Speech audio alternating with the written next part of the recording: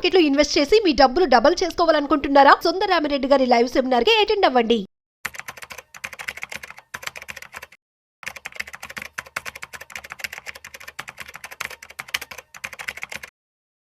నమస్తేనండి, welcome to Suman TV. నేను వెలి చక్రధర్.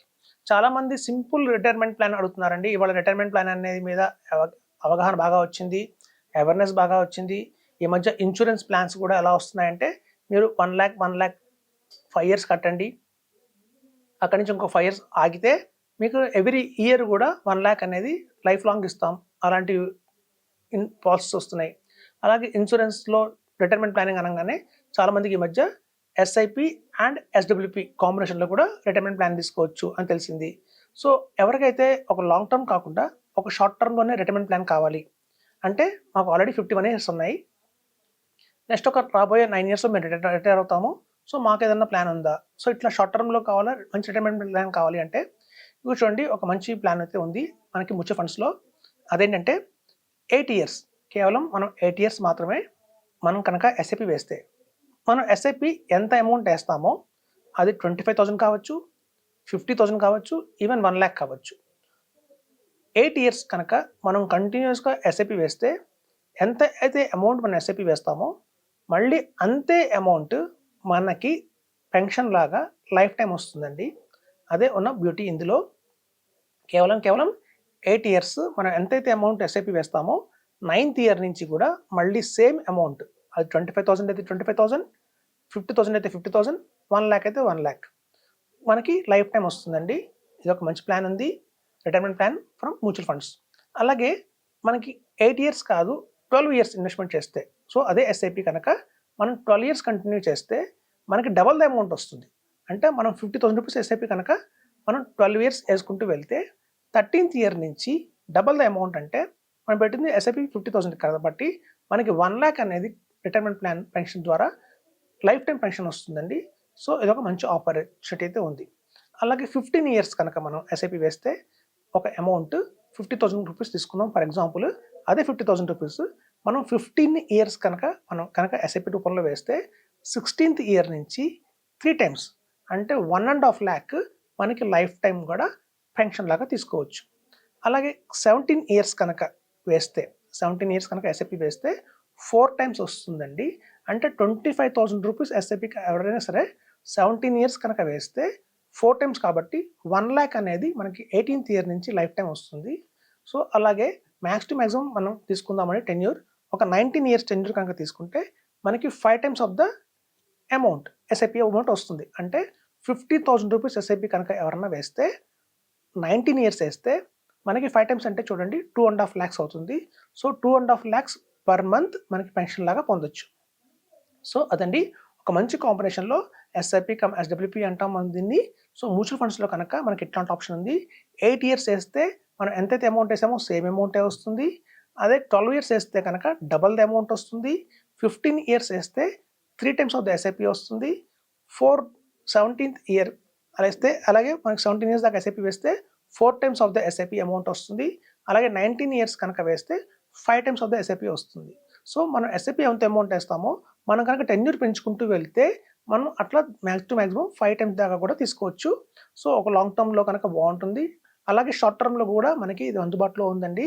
కేవలం 8 years మాత్రమే. మనం చూడండి, ఒక 51 years వచ్చేసరికల్లా చాలా మటుకు కమిట్మెంట్స్ అన్నీ అయిపోతాయి. హోమ్ లోన్స్ క్లియర్ అయిపోతాయి, కార్ లోన్స్ క్లియర్ అయిపోతాయి. అలాగే చిల్డ్రన్ కూడా ఒక మంచి ఎడ్యుకేషన్ కూడా కంప్లీట్ చేసి ఉంటారు ఆ టైంకి. సో అప్పుడు మనకేంటంటే చాలా ఇన్కమ్ కూడా పెరుగుతుంది, శాలరీ కూడా చాలా పెరుగుతుంది. కాబట్టి మనకున్న ఎక్స్పీరియన్స్ ప్రకారం ఆ టైంలో మాకున్న ఎక్స్పీరియన్స్ ప్రకారం ఏంటంటే 51 years ఉన్న వాళ్ళు చాలామంది కూడా ఈవెన్ 1 lakh ఎస్ఐపి వేయడానికి వాళ్ళ దగ్గర ఫ్లెక్సిబిలిటీ అనేది ఉంది.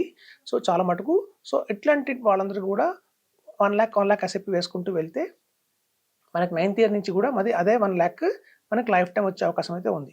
ఇప్పుడు చూడండి, చాలామంది ఏంటంటే ఎక్కడ వేయాలి, ఎట్లాంటి ఎస్ఐపి తీసుకోవాలి, ఇది చాలా ఇంపార్టెంట్ అండి. చూడండి, మేము చెప్తూ ఉంటాం చాలా ఎపిసోడ్స్లో, ఎప్పుడు కూడా ఒక సింగిల్ ఎస్ఐపి అమౌంట్ కూడా మనం దాన్ని డైవర్సిఫై చేయాలండి. ఒక మంచి ఫ్లెక్సీ క్యాప్, ఒక మిడ్ క్యాప్, ఒక స్మాల్ క్యాప్, అలాగే ఒక లార్జ్ మిడ్ క్యాప్, ఒక కాంట్రా ఫండ్, ఇట్లాంటి మంచి కాంబినేషన్లో కనుక మనం ఫండ్స్ తీసుకుంటే కేవలం 5 funds చాలండి. ఎక్కువ ఫండ్స్ తీసుకోకండి. ఎక్కువ ఫండ్స్ తీసుకుంటే మన రిటర్న్ అనేది డైల్యూట్ అవుతుంది మ్యూచువల్ ఫండ్స్లో. 5 funds చాలు. ఆ ఫండ్స్లో కూడా ఒక మంచి మనకున్న అగ్రెసివ్ మన రిస్క్ అప్డేట్ బట్టి ఎక్కువ స్మాల్ క్యాప్, మిడ్ క్యాపా లేకపోతే ఒక ఫ్లెక్సీ క్యాప్, మల్టీ క్యాప్ ఆ కాంబినేషన్లోన తీసుకోవాలి. అలా కనుక తీసుకుంటే కనుక మనకి ఎప్పుడు గుర్తుంచుకోండి 5 డిఫరెంట్ కంపెనీస్‌లో ఇన్వెస్ట్‌మెంట్ చేయాలి. మా దగ్గరకు వస్తారు చాలామంది ఇన్వెస్టర్స్. వాళ్ళు చూపించే పోర్ట్‌ఫోలియో ఎలా ఉంటుందంటే మాక్సిమం ఒకే కంపెనీలోనే mid cap, small cap, large cap, thematic అన్నీ పెట్టేస్తారండి ఒక కంపెనీలోనే. అలా చేయకండి. ఎందుకంటే ఒక్కొక్క డిఫరెంట్ కంపెనీస్‌కి డిఫరెంట్ సైకిల్స్ ఉంటాయి. డిఫరెంట్ స్ట్రాటజీస్ ఉంటాయి. కొంతమంది వాల్యూ ఫాలో అవుతారు. కొంతమంది క్వాలిటీ ఫాలో అవుతారు. కొంతమంది గ్రోత్ ఫాలో అవుతారు. ఇట్లా కొంతమంది మొమెంటమ్ ఫాలో అవుతారు. ఇట్లా రకరకాలుగా వాళ్ళలో చేంజెస్ ఉంటాయండి ఒక స్ట్రాటజీస్. సో, మనం డిఫరెంట్ స్ట్రాటజీస్‌లో మనం కనుక ఇన్వెస్ట్‌మెంట్ చేస్తే ఆ డిఫరెంట్ మార్కెట్ సైకిల్స్‌లో కొన్ని ఫండ్స్ ఆ టైంలో బాగా పనికొస్తాయి. సో, ఎప్పుడు కూడా ఫండ్స్ సెలెక్షన్‌లో చేసేటప్పుడు రాంగ్ చేయకండి. నంబర్ 1 ఫండ్స్ తీసుకుంటారు. ఎప్పుడు నంబర్ 1 ఫండ్స్ అదే పొజిషన్‌లో కంటిన్యూ కాదు. చూడండి టాప్ 1లో ఉన్న ఫండ్ కూడా 48థ్ పొజిషన్‌కి వెళ్ళిపోయి, అలాగే 108 పొజిషన్‌లో కూడా వెళ్ళిపోయిన ఫండ్స్ మేము చూసాము. 100లో కాదు కదా, టాప్ 10లో కాదు, టాప్ 25లో కాదు. ఏకంగా 100 దాటిపోయి దాని ర్యాంకింగ్ వస్తుంది నెక్స్ట్ 4 ఇయర్స్‌లో. సో, ఎప్పుడు కూడా చేజ్ చేయకండి. నంబర్ 1, నంబర్ 2, నంబర్ 3 అని చెప్పి. ఆ ఫండ్ మేనేజర్ ఎవరు? మెయిన్‌గా చూడాల్సింది ఏంటంటే ఫండ్ మేనేజర్. ఎందుకంటే మన ఫండ్స్‌ని, మన స్టాక్స్‌ని డ్రైవ్ చేసేది అతనే కాబట్టి ఫండ్ మేనేజర్ అతనికి ఉన్న ఎక్స్‌పీరియన్స్, వాళ్ళకున్న బ్యాక్‌గ్రౌండ్, సపోర్ట్ ఏంటి చూడాలి. అట్లాంటి వాళ్ళ కన్జర్వేటివా లేకపోతే కొంచెం ఎక్కువ అగ్రెసివ్‌గా నేచరా అని చూడాలి. సో, అట్లాంటివన్నీ కూడా మనం పరిగణలోకి తీసుకొని కనుక మనం మంచి ఫండ్స్ తీసుకుంటే మనం అనుకున్నట్టు మనకి గోల్ ఇంపార్టెంట్ అండి. ఎంత రిటర్న్ వచ్చింది అనేది ఇంపార్టెంట్ కాదు. మన గోల్ మనం ప్రాపర్‌గా రీచ్ అయ్యామా లేదా? మనం అనుకున్నట్టు అమౌంట్ మనకి రిటైర్మెంట్ ప్లాన్‌లో దొరుకుతుందా లేదా అని చూసుకోవాలి తప్ప, మనం ఎప్పుడు కూడా నంబర్ 1, నంబర్ 2, నంబర్ 3కి చేజ్ చేసుకోకూడదు. ఎక్కువ మిడ్ క్యాప్, స్మాల్ క్యాప్ కూడా వెళ్ళకూడదు. మనం గతంలో చూసాం ఎంత దెబ్బతిన్నామో. సో, అలా కనుక మనం ప్లాన్ చేసుకుంటే కనుక ఇది బెస్ట్ రిటైర్మెంట్ ప్లాన్ అని చెప్తున్నాను. ఒక షార్ట్ టర్మ్ కేవలం 8 ఇయర్స్‌కి రిటైర్మెంట్ ప్లాన్ కావాలి మనకి అంటే కనుక ఇదొక బెస్ట్ ఆప్షన్ ఉంది. మనకి కేవలం ఎంత కనుక మనం ఎస్ఐపి వేస్తామో మళ్ళీ అంతే అమౌంట్‌ని మనం లైఫ్ టైమ్ పొందొచ్చండి యాస్ ఏ పెన్షన్‌గా. సో, ఇదొక మంచి ప్లాన్. అలాగే చూసుకుంటే మనకి చాలామంది నెక్స్ట్ క్వెషన్ ఏంటంటే లంసమ్‌గా కూడా ఇన్వెస్ట్‌మెంట్ చేయొచ్చా? మా దగ్గర కార్పస్ ఉన్నాయండి అంటారు. 8 ఇయర్స్ టైమ్‌లో కనుక మన దగ్గర ఆప్షన్ ఉందండి. లంసమ్‌గా పెట్టినా కూడా ఆల్మోస్ట్ 1 ½ టైమ్స్ అయితే పెరిగే అవకాశం చాలా ఉంది. మంచి ఫండ్స్ కనుక మనం ఇన్వెస్ట్‌మెంట్ చేస్తే మంచి కేపబిలిటీ ఉన్న ఫండ్స్, కన్సిస్టెన్సీ ఉన్న ఫండ్స్‌లో ఇన్వెస్ట్‌మెంట్ చేయాలండి.